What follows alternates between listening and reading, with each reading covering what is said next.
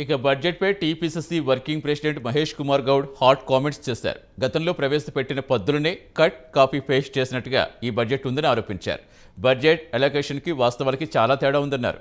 ఈ బడ్జెట్లో సామాన్యులకు ఒరిగిందేం లేదన్నారు. బంగారు తెలంగాణ అనే మాటలు తప్ప ప్రజలకు వచ్చిందేమీ లేదని ఎద్దేవా చేశారు. శ్రీరామ్ సాగర్ ప్రాజెక్టుపై నీకు హక్కు ఎక్కడుందని ప్రశ్నించారు. శ్రీరామ్ సాగర్ నీటిని మహారాష్ట్రకి ఇస్తామంటే కేసీఆర్పై ప్రజలు తిరగబడతారని హెచ్చరించారు. ఆయన చెప్పిన మాటలు చూస్తే అన్నీ కూడా కోటలు దాటుతూ ఉన్నాయి. కానీ వాస్తవాలు గడప కూడా దాటట్లేదు. చాలా పద్దులు గతంలో పెట్టినటువంటి పద్దుల్ని తీసుకొచ్చి మళ్ళీ కట్ పేస్ట్ చేసినట్టు కనబడతా ఉన్నాయి. పోయినసారి దళిత బంధుకి 17,000 కోట్లు ఇచ్చినారు. ఖర్చు అయింది మీకు మాకు తెలుసు, 10% కూడా ఖర్చు అవ్వలేదు.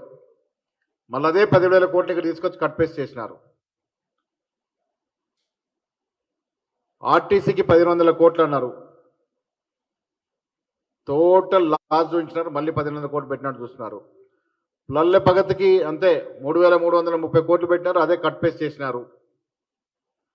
సో ఈ రకంగా చెప్తూ పోతే పాత బడ్జెట్లో ఉన్న అంకెలన్నీ తీసుకొచ్చి కట్ పేస్ట్ చేసినారు. ఈ సంవత్సరం దళిత బంధుకి మొండి చేయించినారు, రుణమాఫీకి మొండి చేయించినారు, నిరుద్యోగ భృతికి పైసా కేటాయించలేదు, ఉద్యోగాలకి నోటిఫికేషన్ లేవు, సొంత ఇళ్ళ కళ నీటి పర్యంతమైంది, డబుల్ బెడ్రూమ్ల ఊసే లేదు, ఆరోగ్యశ్రీ బిల్లులు 1,100 కోట్ల పెండింగ్లో ఉన్నాయి.